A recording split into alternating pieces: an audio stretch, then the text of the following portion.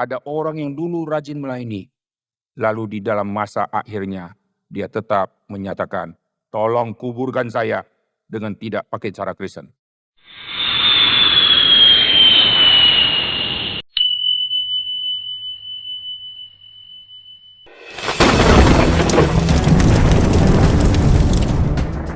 Hari ini saya dikasih tema yang sangat sulit, saudara ya. Karena ini muncul cuma satu kali di dalam seluruh kitab suci dan tidak ada referensi di bagian manapun. Mari kita lihat Matius pasal yang ke-25. Matius pasal ke-25 ini bicara tentang gadis. Ada yang bijak, ada yang bodoh. Ayat yang dikasih dari ayat 1 sampai ayat yang ke-13, saya akan ambil ayat-ayat kuncinya saja, lalu nanti saya akan jelaskan. Ayat 1, pada waktu itu hal kerajaan sorga, seumpama 10 gadis yang mengambil pelitanya dan pergi menyongsong mempelai laki-laki. 5 itu bodoh, 5 itu bijaksana.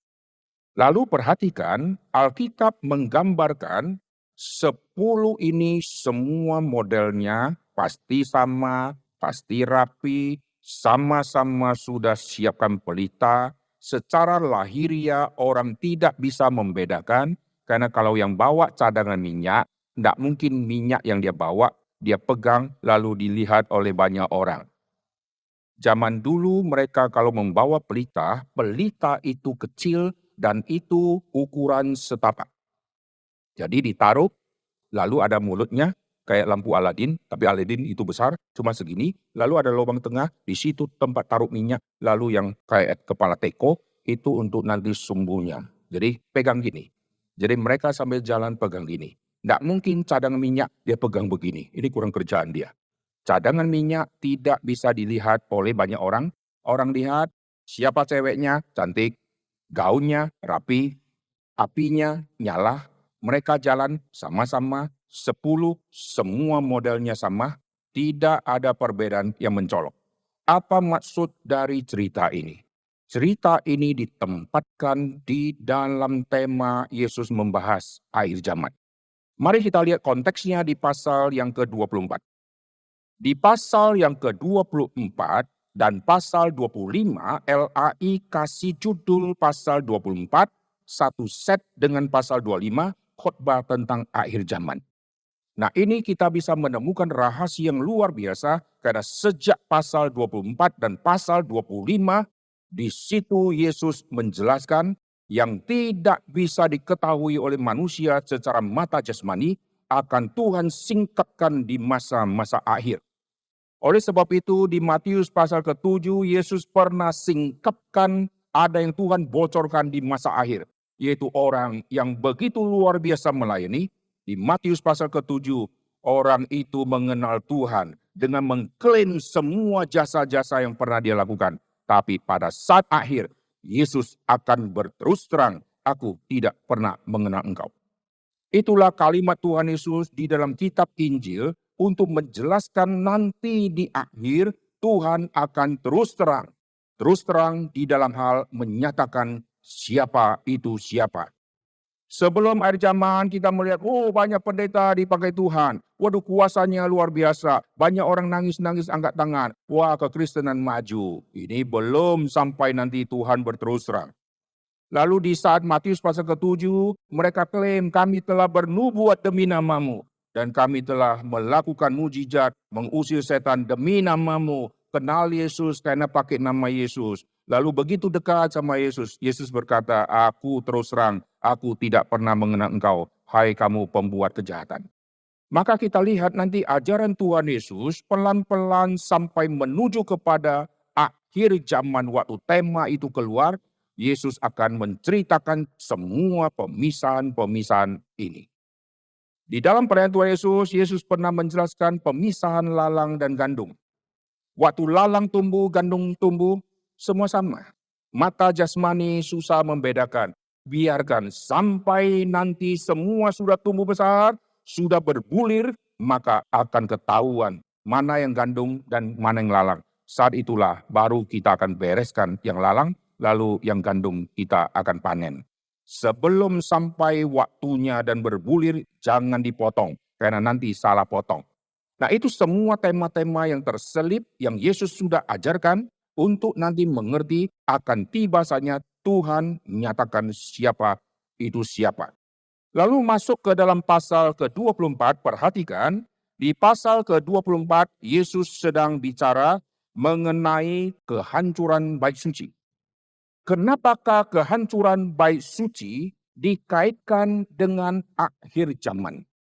Karena kalau bait suci hancur, hancurlah seluruh ibadah orang Yahudi dan selesailah semua korban-korban. Kalau bait suci sudah hancur, ruang maha suci, imam, semua sudah tidak ada gunanya. Lu mau bahas kayak apapun semua tidak ada guna. Tempat suci, tempat tidak suci, tempat orang imam duduk, semua tidak ada guna karena sudah tidak ada. Maka kehancuran bait suci itu identik dengan habislah sudah. Dan Yesus waktu menubuatkan mengenai hancurnya bait suci, mereka berpikirnya lain. Coba perhatikan. Ayat kedua, kamu melihat semuanya ini. Aku berkata kepadamu, tidak ada satupun batu di sini yang dibiarkan terletak di atas batu yang lain. Semua akan diruntuhkan. Ketika Yesus duduk di atas bukit Zaitun, datanglah murid-muridnya kepadanya untuk bercakap, katakan kepada kami bila manakah itu akan terjadi dan apakah tanda kedatanganmu dan tanda kesudahan dunia. Mereka pikir, wah hancurnya bait suci, kiamatlah sudah. Lalu kasih tahu dong Yesus, tandanya apa. Nah setelah itu Yesus akan membicarakan dengan gamblang contoh-contoh pemisahan. Nah sekarang saya ajak kita untuk lihat dulu tema ini. Karena inti dari seluruh pasal 24 dan pasal 25 ini bicara tentang pemisahan. Kalau kita sudah mengerti background, baru kita akan mengerti 5 gadis yang bijak, 5 gadis yang bodoh yang muncul di saat-saat tema akhir zaman itu. Oke, kita akan lihat di Matius pasal yang ke-24. Di ayat ke-24 ada pemisahan yang Mesias palsu sama Mesias yang sejati. Akan semakin tampak mana yang palsu. Maka tadi Matius pasal ke-7, aku berterus terang kepadamu. Itu semua pekerja-pekerja yang katanya asli-asli tapi semua palsu. Tuhan singkapkan, aku tidak pernah mengenal engkau. Ada Mesias palsu, ada nabi-nabi palsu. Pasal 24 ayat 24. Mereka muncul, mereka mengadakan semua tanda-tanda mujizat yang begitu dahsyat dan mereka akan menyesatkan kaum-kaum pilihan.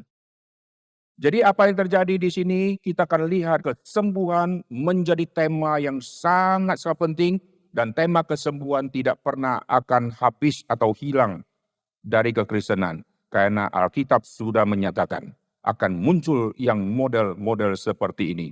Maka satu persatu sudah muncul lalu sirna. Nanti muncul lagi yang baru, lalu heboh, nanti hilang lagi, muncul lagi. Lalu kekristenan dianggap maju karena ada kuasa Tuhan yang Tuhan kasih kepada hamba-hambanya.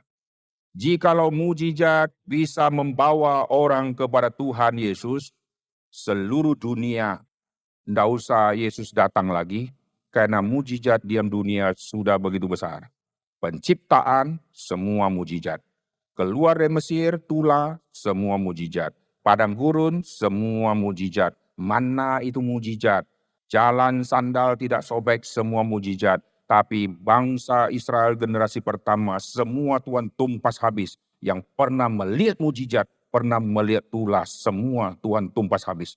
Ini membuktikan mujizat tidak bisa membawa orang kembali kepada Tuhan. Yesus di atas kayu salib ditantang satu kalimat. Jika engkau anak Allah turun dari atas kayu salib, kalau kami melihat kami akan percaya. Ini tuntutan minta mujizat. Yesus kenapa tidak turun? Hari itu kalau Yesus turun, Yesus tagih janjimu. Kau bilang apa? Kalau kau lihat aku turun, kau akan percaya. Wah, seluruh kebudayaan Yahudi jadi Kristen. Dengan cara gampang, tidak usah mati. Hanya turun, semua sudah bertobat.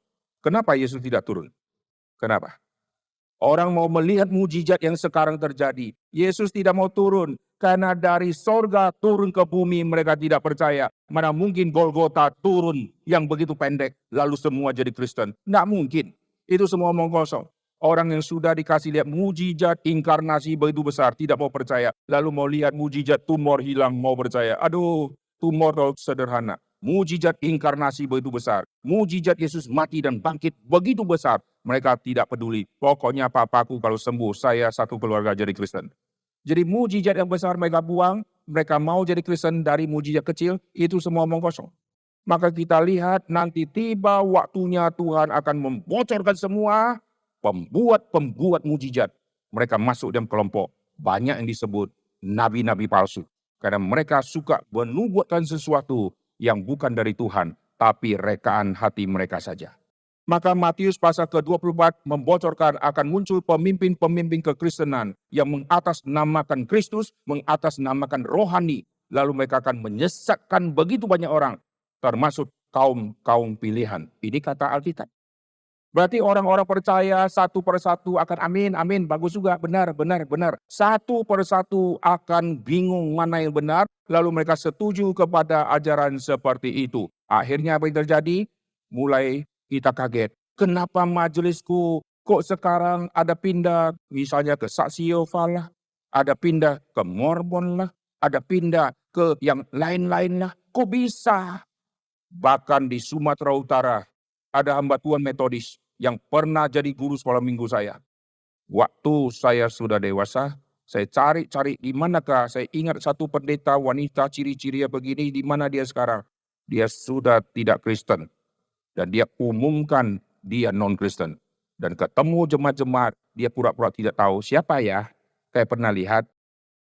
Dan orang itu mati dengan tidak mengaku Kristus. Dan dia guru sekolah minggu saya, dia kenal baik sama papa mama saya, dan akhirnya dia menyatakan dia bukan orang percaya. Mengerikan, saudara. Waktu kami kecil, wah ini pendeta, ini hamba Tuhan. Waktu kami remaja, ini hamba Tuhan. Semua jemaat umum melihat wah hamba Tuhan yang bagus, membesuk. Tapi tiba waktunya dia mengumumkan, aku tidak percaya Yesus. Baru kita kaget, saudara. Dunia banyak mengkagetkan kita.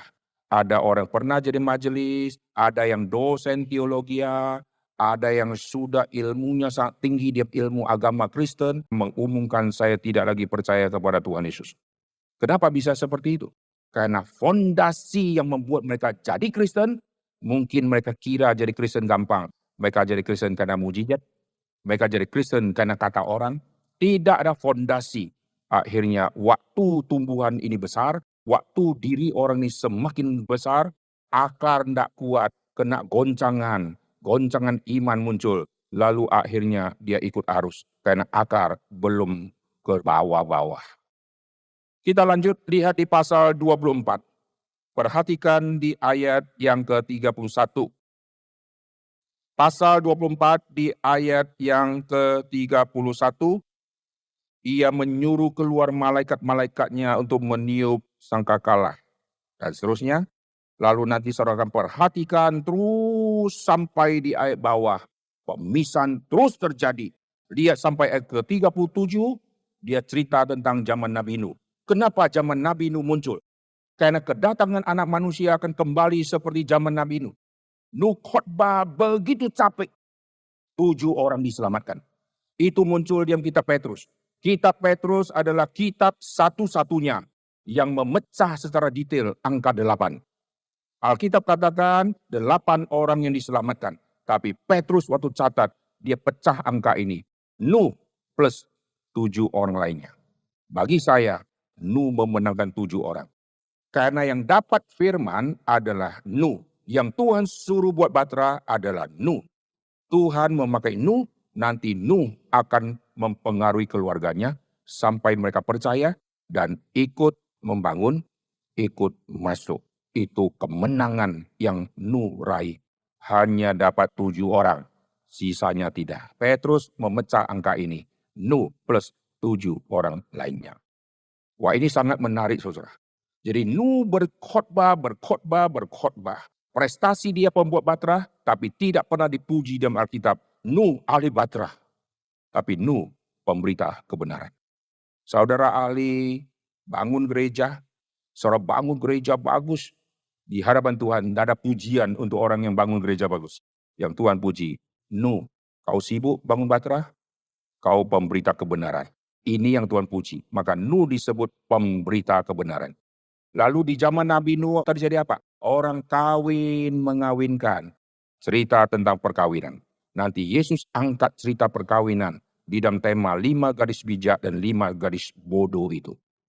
Konteks perkawinan akan terjadi dan sampai hari ini kita lihat LGBT sudah merajalela. Betul nggak? Daerah-daerah Amerika, Eropa satu persatu terus masuk, terus menjalar sampai ke Asia. Saudara lihat di Taiwan, lihat di Cina, lihat di airport, lihat di lift, lihat di minimarket, laki-laki gandeng sama laki-laki. Satu agak cewek-cewek, satu agak cowok-cowok. Pada dua-duanya cowok. Yang cewek, satu agak laki-laki, satu agak ceweknya. Lalu jalan, lalu bawa satu anak. Kok ada anak? Anak yang dia asuh menjadi anak. Nanti kalau sudah besar nggak tahu jadi apa ini.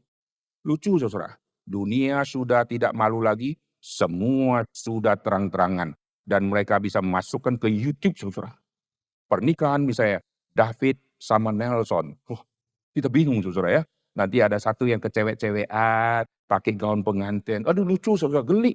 Tapi bagi mereka itu nggak geli. Ini yang biasa. Malah kamu yang lihat, kamu yang aneh katanya. Nah ini terjadi. Lalu di zaman Nuh terjadi apa? Terjadi pemisahan. Yang di luar pintu sama di dalam pintu. Yang di dalam pintu yang beriman, pintu nanti tutup. Yang tidak beriman, engkau di luar pintu. Setelah pintu tertutup, tidak ada kesempatan untuk ketok dan buka lagi. Artinya sudah selesai. Maka sampai kepada zaman Tuhan Yesus, waktu Yesus membicarakan tentang kedatangan dia juga membicarakan tentang di depan pintu atau di dalam pintu. Yaitu nanti yang di luar pintu, engkau gadis bodoh. Yang di dalam pintu, engkau gadis bijaksana. Tetapi bagaimana bisa membedakan mana depan pintu dan mana dalam pintu? Mesti tunggu sampai detik akhir. Waktu pintu sudah tertutup, baru bisa dihitung jumlahnya. Oleh sebab itu menjelang hari kedatangan Tuhan, Tuhan akan singkapkan siapa itu siapa. Kalau tidak semua kelihatannya haleluya puji Tuhan. Semua kelihatan indah-indah luar biasa. Dan kita tidak sangka di dalamnya ada serigala yang berbulu domba itu.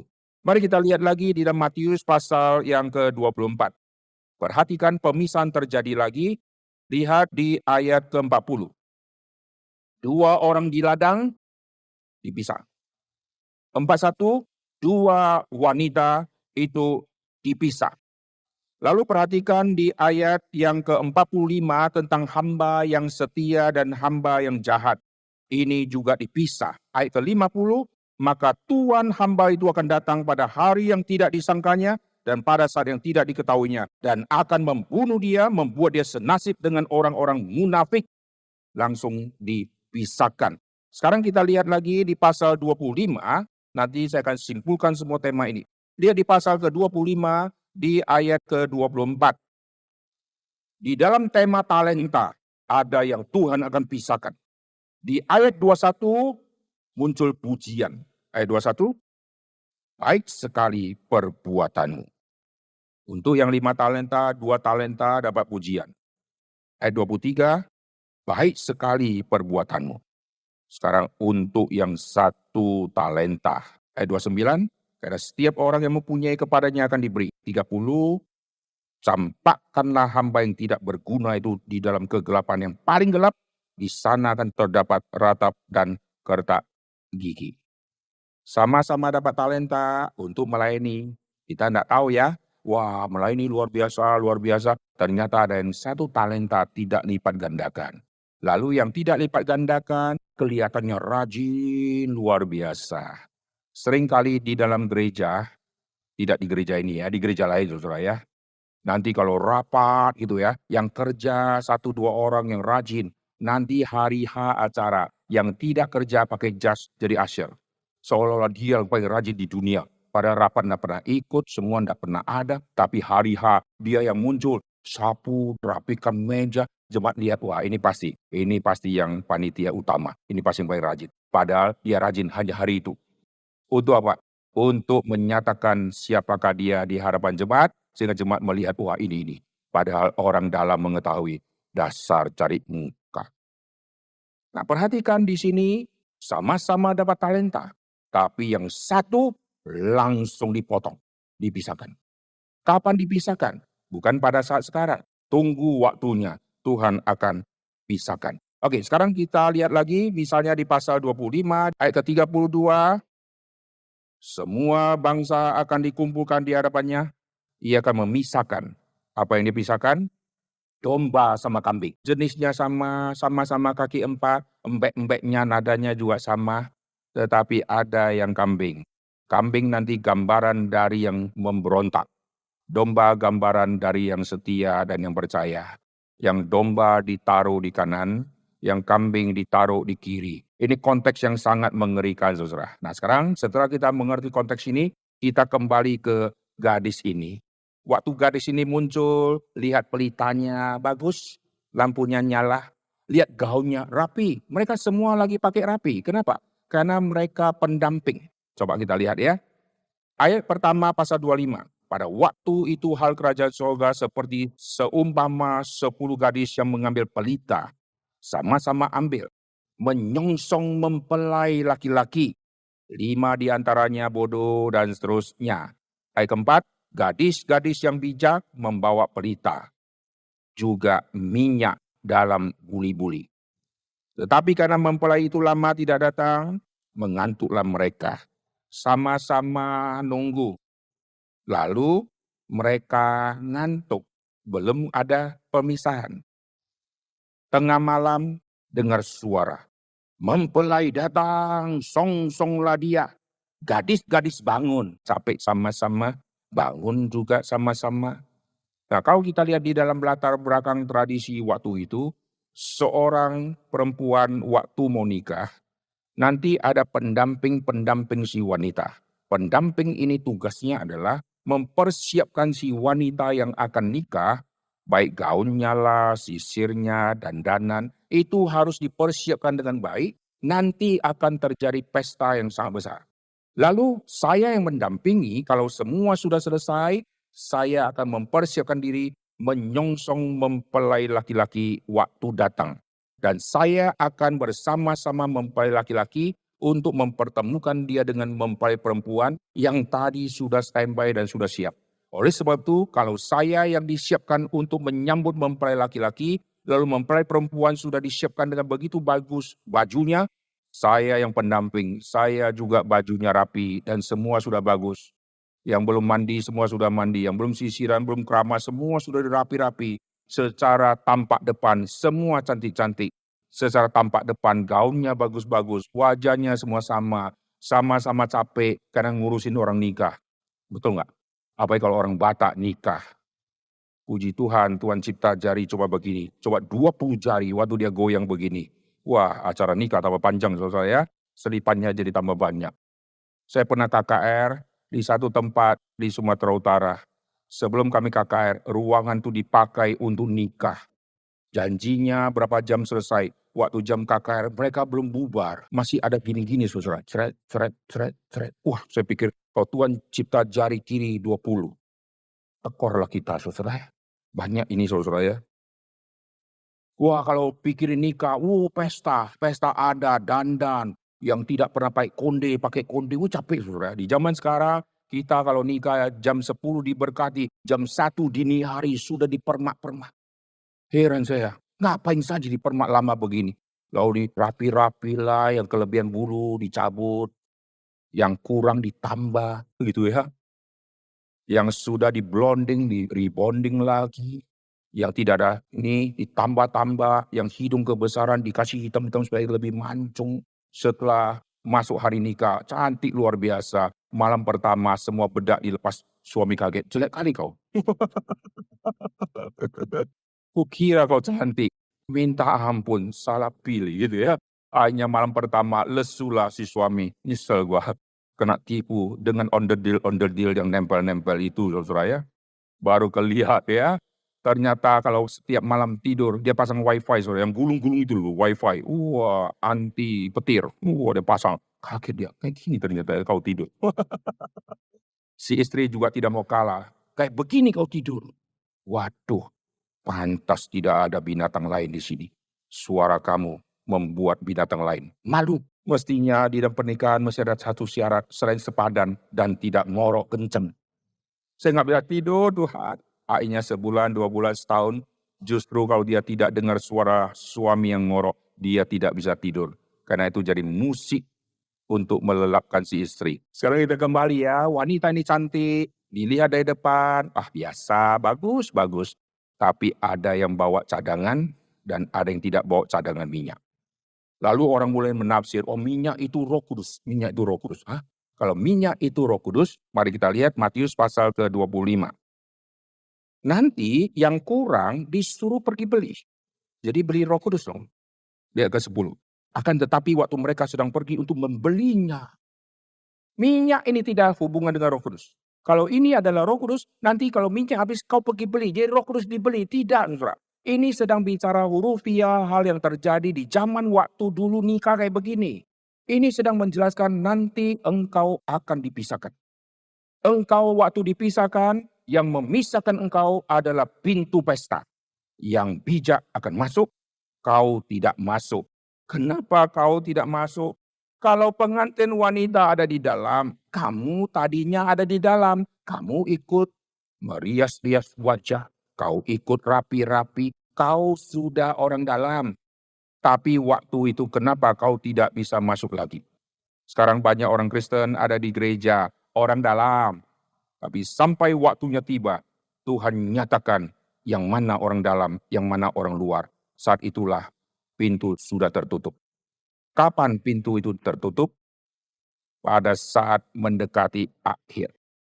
Maka ada orang waktu melayani masih semangat. Nanti mendekati khususnya ajal hidup orang itu. Kita melihat yang koslet muncul semua.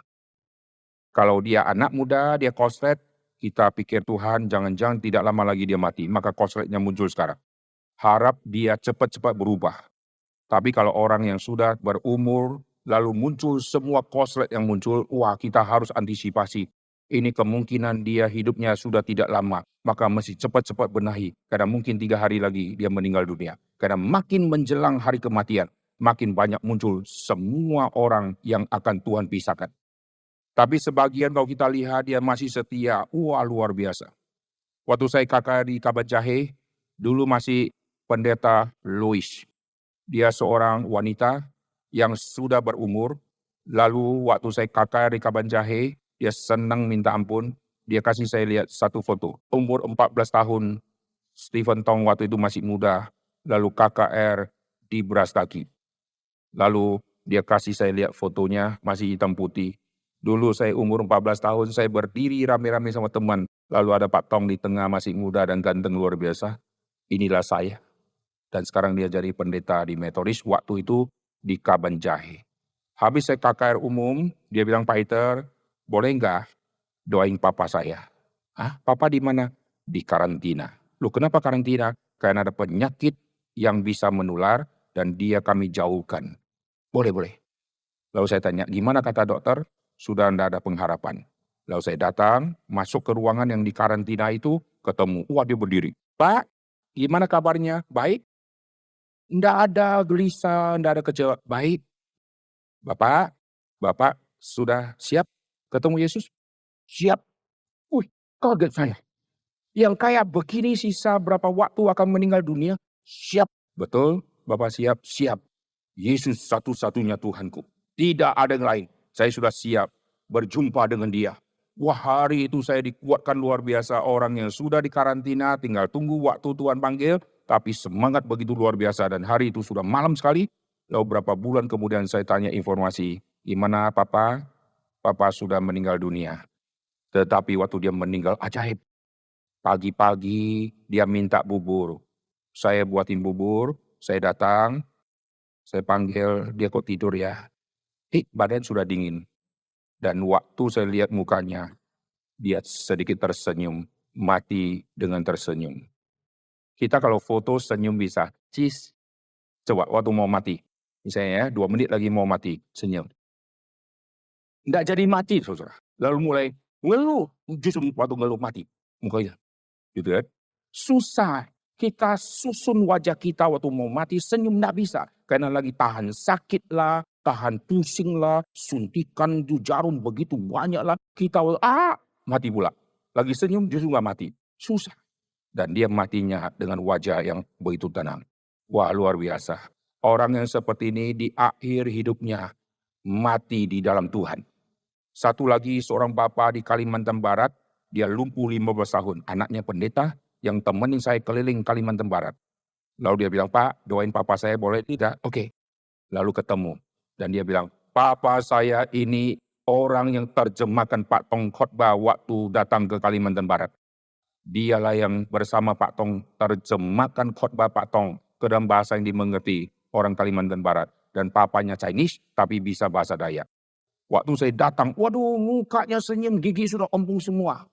Lalu saya pegang tangannya, Om, lembeknya luar biasa. 15 tahun otot tidak dipakai sehingga lembek kayak tahu. Dan Bapak ini wajahnya senyum terus. Saya bilang saya hamba Tuhan dari Reform. Wah senang dia. Salam dari Pak Pendeta Stephen Tong. Wah masih ada ya, dia senangnya luar biasa. Lalu waktu saya doa dia mukanya senang, tenang luar biasa. Dan orang ini mati di dalam Tuhan. Tapi sebagian lagi kita juga pernah mengetahui ada orang yang dulu rajin melayani. Lalu di dalam masa akhirnya dia tetap menyatakan, tolong kuburkan saya dengan tidak pakai cara Kristen. Kenapa bisa terjadi seperti itu? Itu artinya Tuhan memisahkan. Saudara lihat kiri kanan semua wajah sama ya. Sama-sama melayani, sama-sama anak sekolah minggu, anak remaja, anak pemuda, sama-sama komisi wanita. Siapa yang sangka di antara kita ada yang akhirnya ada dipotong. Harap sebelum itu terjadi muncul pertobatan. Amin. Tidak ada tawar-menawar. Engkau sudah ada di dalam, sekarang engkau di luar. Saat mempelai sudah datang, engkau terlambat, engkau tidak bawa cadangan, engkau akan di luar selama-lamanya. Maka sebelum itu terjadi, maka cepat-cepat harus datang kepada Tuhan. Tidak boleh tunda-tunda lagi. Anak kita masih kecil, oh nanti dia mati umur 50. Kok kita tahu dia mati 50? Banyak orang belum mau bertobat karena dia kira hidupnya masih panjang. Ayo om bertobat, jangan kalau saya nanti bertobat dagangan saya susah untung. Tunggu ya, 2 menit sebelum saya tutup mata terakhir. Saya mau. Saya tanya orang itu, kok tahu ya 2 menit lagi? Kalau semua orang tahu sisa berapa menit, enak kita hidup. Masalahnya kita tidak pernah tahu. Ada yang pakai celana pendek, habis mandi, lalu lumpuh seumur hidup. Kenapa? Karena kaki satu tersangkut dengan celananya, jatuh, lumpuh. Ada yang masuk kamar mandi, dari kecil masuk kamar mandi, sudah dewasa, sudah tua masuk kamar mandi, bisa mati di kamar mandi. Lucu nggak?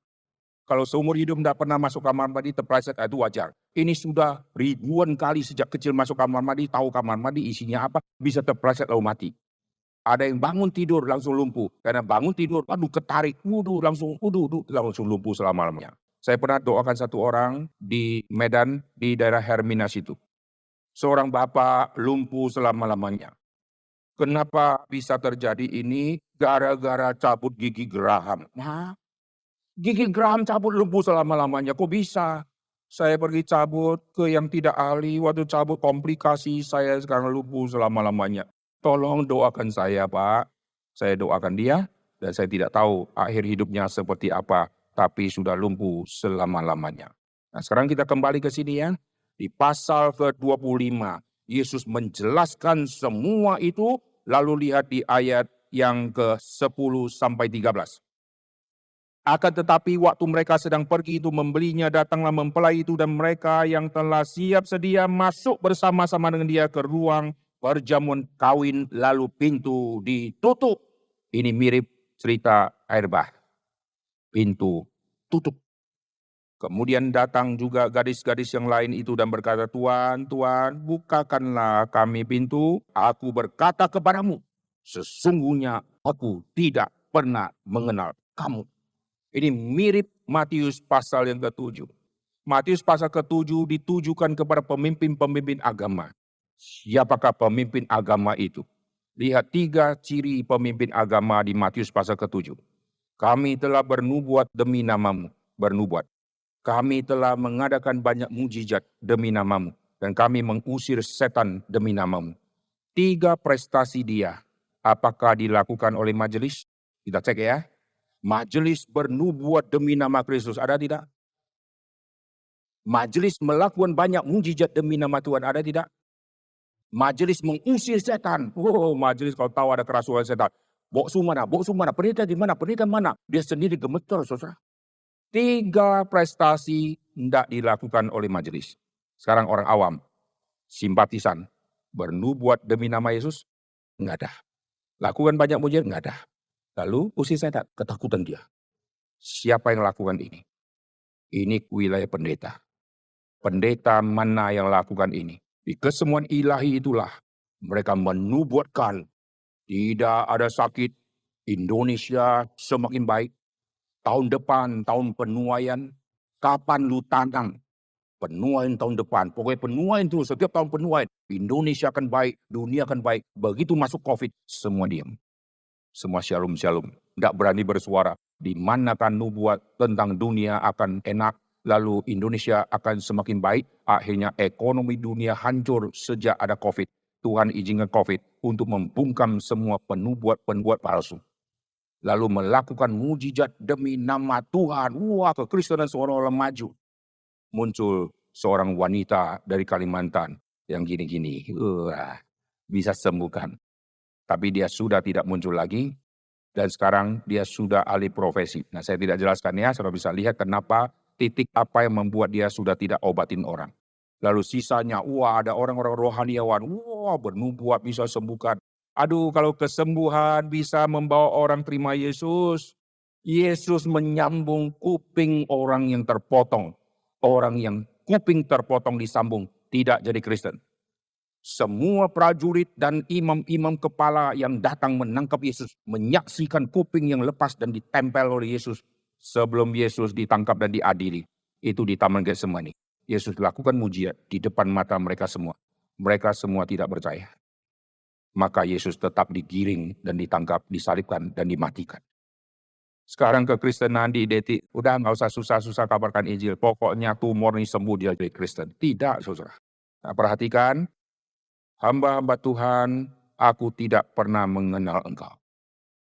Bagaimana dengan majelis dan pelayan? Wanita-wanita yang melayani, mempelai wanita. Aku tidak pernah mengenal engkau. Mengerikan saudara ya. Coba bayangkan semua hamba Tuhan kita, ada yang orang yang baik-baik, ternyata sampai akhirnya ada yang menjadi pemimpin sekte. Sedih tidak? Sedih ya? Guru agama kita akhirnya menyatakan diri bukan orang Kristen.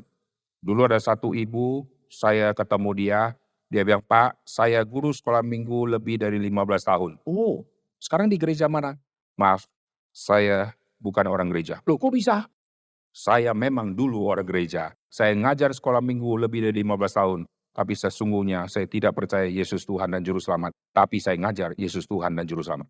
Saudara, kau pergi keliling NTT. Saudara akan mengetahui ada sekolah-sekolah yang guru agama Kristen adalah orang yang pakai tutup kepala. Dia hafal cerita Alkitab. Tapi dia bukan Kristen. Dan dia jadi guru agama Kristen. Saudara pergi ke Turki, tour guide. Itu mereka ceritakan misi Paulus, Mesias anak Allah. Gara-gara Paulus menceritakan ini, maka dia ditangkap. Ini penjara yang diperkirakan ini. Wih, Kristen sejati. Waktu tanya dia, kamu agama apa? Saya semua agama sama. Mereka hafal semua. Tapi tidak ada iman kepada Tuhan Yesus. Sebaliknya, orang-orang Kristen semua menyembah Tuhan. Kelihatannya bagus luar biasa. Tapi hati terdalam masih menolak semua perkataan firman. Maka tidak heran terjadi perselisihan sedikit. Kita kaget, kok bisa dia keluar ngegolok? Kok bisa? Kok bisa dia bantai? Majelis membantai majelis. Pendeta membantai pendeta. Kok bisa? Kaget kita semua. Kok bisa kayak begini? Khotbahnya cinta kasih. Tapi kalau sudah marah, mengerikan. Saudara, kok bisa? Saat itulah Tuhan menyatakan. Maka Alkitab katakan harus ada penyesatan. Supaya terlihat mana yang tahan uji. Harus ada perselisihan supaya ketahuan mana yang rohaninya baik. Maka Tuhan izinkan semua itu ada diam gereja. Kita bersyukur Tuhan memunculkan. Tapi waktu Tuhan sudah memunculkan, akan muncul kesedihan. Ternyata dialah serigalanya. Maka tugas kita apa? Tuhan, kalau Tuhan berkenan, Tuhan rubahlah dia. Jangan panggil dulu dia, jangan matikan dia dulu Tuhan. Kasih dia kesempatan. Kalau sampai akhir hidup tidak ada kesempatan lagi, ya udah, ini menjadi ingatan bagi kita. Kita harus setia terus. Jangan sampai sebelum kita meninggal, kita juga mengikuti jejak orang ini. Terakhir, saya kasih contoh rasul yang begitu bagus. Kalau mereka tergoncang iman, aku tidak. Meninggalkan jala, bisnis begitu bagus, ikan-ikan yang ditangkap zaman dulu, konsumsi kaisar. Mereka pasti orang berduit. Tinggalkan semua. Ikut Yesus, tidak ada jaminan asrama. Pagi makan apa, siang makan apa, tidak ada menu khusus, tidak ada yang bagian dapur, pembelian, tidak ada semua. Pokoknya ikut Yesus, gerak terus, gerak terus. Setia ikut Yesus. Wah, pemimpin 12 rasul, luar biasa. Menjelang akhir sebelum Yesus dihabisi. Dia berkata, aku tidak pernah kenal orang itu. Aduh puji Tuhan, tidak besok dia mati. Yesus masih berbelas kasihan. Yesus memandang dia dan dia menangis. Dan Tuhan kasih pertobatan. Sedangkan Yudas tahu diri sudah berdosa. Tidak datang kepada Tuhan. Aku telah berdosa dengan menjual Yesus yang tidak bersalah itu. Lalu dia pilih jalan terakhir. Dia bunuh diri. Waktu dia bunuh diri, semua dunia rasul pasti kaget. Ternyata dia masuk di dalam kelompok gadis yang bodoh. Yang awalnya bergabung dengan semua gadis. Tidak terlihat mana yang bijak, mana yang bodoh. Begitu dipisahkan baru ketahuan. Sekarang saya kasih contoh untuk menjelaskan Yudas lalu kita akan tutup. Yudas waktu bersama dengan semua rasul. Dia tidak pernah ada orang tahu dia ini pencuri. Yesus berkata di antara murid Yesus ada yang suka mencuri. Tapi semua murid tidak tahu. Gereja-gereja selalu pilih tokoh Yudas, pilih orang salah. Kita akan buat drama. Cari Petrus, wah gampang ya. Cari Yudas, wah boleh cari semua yang mukanya sangar-sangar untuk jadi Yudas. Betul nggak? Biasanya yang culun-culun, yang baik-baik tidak jadi Yudas. Nanti jadi Yesusnya. Wah mukanya suci-suci. Yang mukanya agak kayak setan gitu ya. Ini cocok. Wah dikasih brewok, dikasih goreng-goreng supaya kelihatan ini. Salah itu. Yudas wajahnya tidak seperti itu. Yudas wajahnya pasti culun luar biasa. Jikalau tidak, Yesus berkata, di antara kalian. Stop. Yesus nggak usah lagi. Ini dia, ini. Dari dulu mukanya. Mencek no kalau orang Jawa bilang ya. Muak aku dia. Ini dia. Mukanya saja sudah ketahuan. Ini. Nggak usah ngomong. Pasti dia. Lo semua muka sangar melihat dia. Awan kau. Gitu kan. Tapi Yesus berkata, di antara kalian. Semua tidak tahu itu Yudas. Waktu Yudas pergi, mereka pun tidak tahu. Oh, ada sesuatu yang Yesus pesan, maka dia pergi. Semua tidak tahu. Maka bayangkan, 12 sama-sama. Tidak ada satu pun yang tahu bahwa ada satu yang masuk dalam kelompok 5 gadis yang bodoh. Yang akhirnya harus dipisahkan. Dan siapa yang sangka ternyata Petrus hampir masuk dalam kelompok itu. Tapi Petrus akhirnya bertobat dan Tuhan terima dia. Sekarang saudara yang orang macam apa? Saudara orang yang ada di dalam, yang masih rias-rias, rapi-rapi mempelai wanitakah? Atau kalian yang sekarang sedang lelah dan ngantuk, lalu menunggu, menyongsong mempelai laki-laki? Paulus berkata, aku telah mempertunangkan engkau kepada Kristus. Dan kita diibaratkan wanitanya, Yesus laki-lakinya, menyongsong hari itu tiba. Kalau kita semua dipersiapkan, tetapi ingat, ada yang Tuhan akan potong. Ranting yang berbuah dibersihkan, yang tidak berbuah akan dipotong.